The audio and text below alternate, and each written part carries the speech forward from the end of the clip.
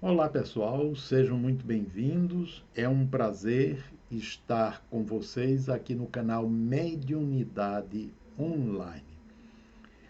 Se você já é inscrito, é um prazer ter você aqui. Se você ainda não se inscreveu, se inscreva porque vai estar nos ajudando em nossa atividade, que é promover conhecimentos que auxiliem a todos nós a viver mais em paz, mais tranquilo e mais sintonizado com aquilo que é bom e que promove o bem. Né?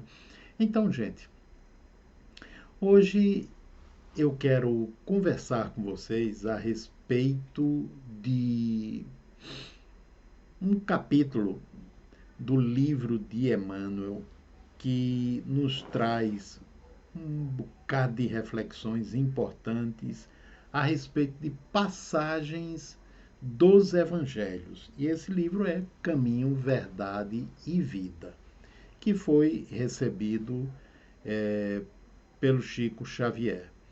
Então, um dos capítulos desse livro é Lição Dura. E aí ele comenta a respeito de uma fala de um dos discípulos, talvez o próprio João. Duro é este discurso. Quem o pode ouvir? Né? Quem o pode ouvir? E que discurso é esse? Esse discurso se refere exatamente àquilo que Jesus estava ensinando.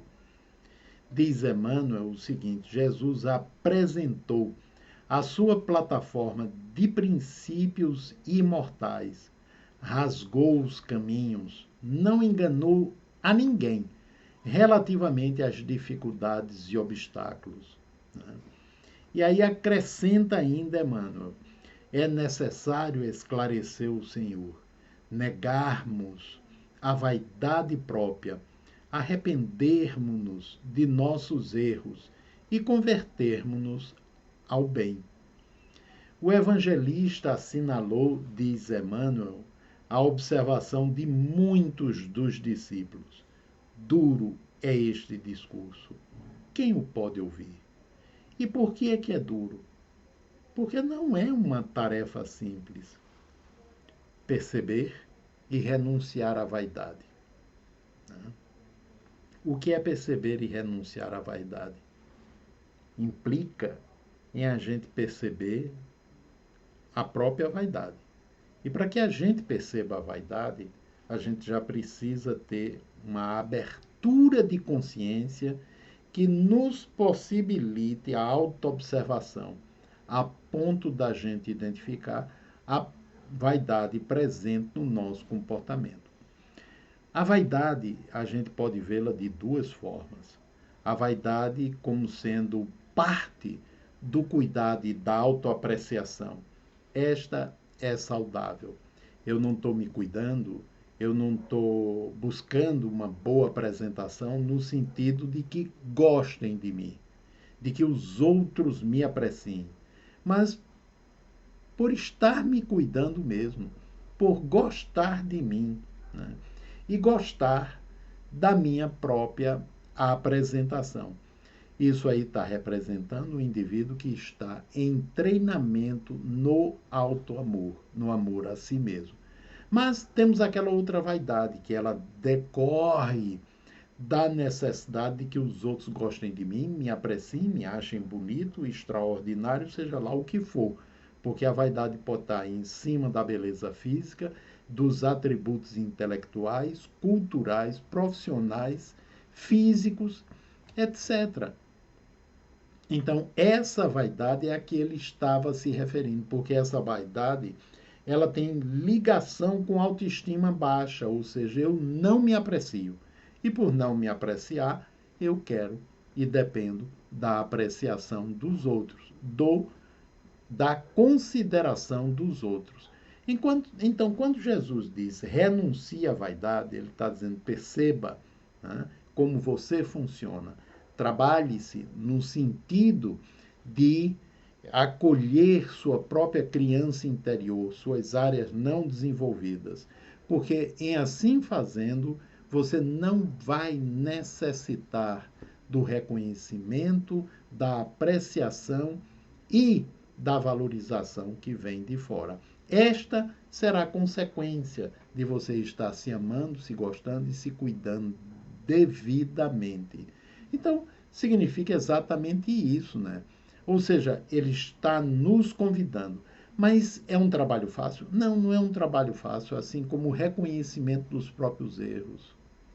Quantos de nós, não é, recebemos queixas das pessoas com as quais convivemos a respeito de comportamentos nossos, de algumas maneiras, como os tratamos, e ficamos aborrecidíssimos, considerando-os ingratos, injustos e que não me compreendem, né?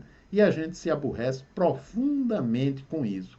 Então, para que eu reconheça o meu erro, né, ou seja, aqueles pontos em que eu estou falhando, é necessário que eu já tenha desenvolvido a capacidade de autoobservação, né, sem julgamento, sem crítica, com acolhimento e sem supervalorização de mim mesmo. Nem para cima, nem para baixo, né? Nem no sentido da sobrevalorização, nem no sentido da minusvalia.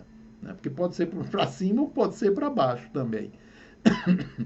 Então, reconhecimento do próprio erro e minha disponibilidade para me corrigir naquele ponto.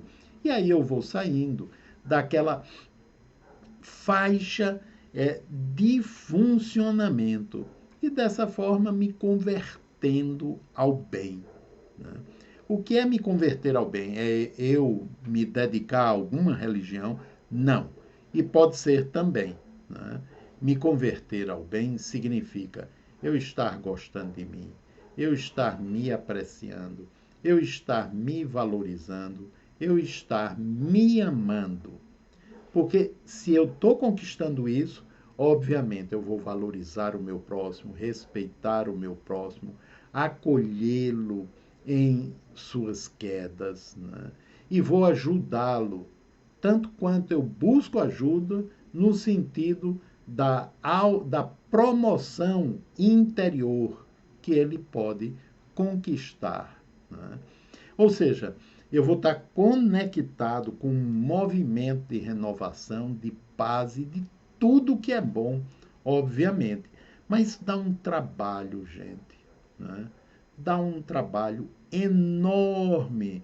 E aí é importante que eu me predisponha a isso. Né? Para que eu, no dizer de Emmanuel, efetivamente rompa com as alianças da queda e assine o pacto da autorredenção, né? Da melhoria interior, da minha própria promoção espiritual. Porque, do ponto de vista intelectual, a gente já, digamos, tem conquistado um avanço tremendo, né? Seja do ponto de vista individual, como coletivo, como humanidade. Até a outros planetas a gente tem mandado engenhocas, né, que saem da Terra e vão até lá e mandam fotografias, dados de lá. Né? Então a gente avançou bastante. Mas do ponto de vista emocional, a gente ainda está lá atrás, funcionando como criança e, por conta disso, tentando tirar o doce, ou seja, o território, ou as conquistas econômicas do outro. Né? Então, é preciso que a gente se desenvolva também do ponto de vista emocional para que inteligência e emoção, sentimento unidos, né, possamos desabrochar o nosso potencial espiritual mais profundo, para que, a partir daí, sigamos ou continuemos seguindo nos caminhos de Jesus, daquele que é a luz da nossa vida. Né? Então, para isso, Emmanuel finaliza dizendo o seguinte: as palavras brilhantes e os artifícios intelectuais não bastam. O problema é de quem pode ouvir a divina mensagem, compreendendo-a com Cristo e seguindo-lhe os passos. E aí depende da maturidade de cada um de nós, né? Alguns ouviram e transformaram a própria vida num poema de amor, como Francisco de Assis, Teresa d'Ávila, Albert Schweitzer e quantos outros, conhecidos ou anônimos, né, que deixaram mensagens extraordinárias de amor, de progresso, de paz, um convite à renovação, né, porque seguiram os passos de Jesus no sentido do autoconhecimento, né, da ligação profunda com o divino, com Jesus, a ponto de transformarem a própria vida.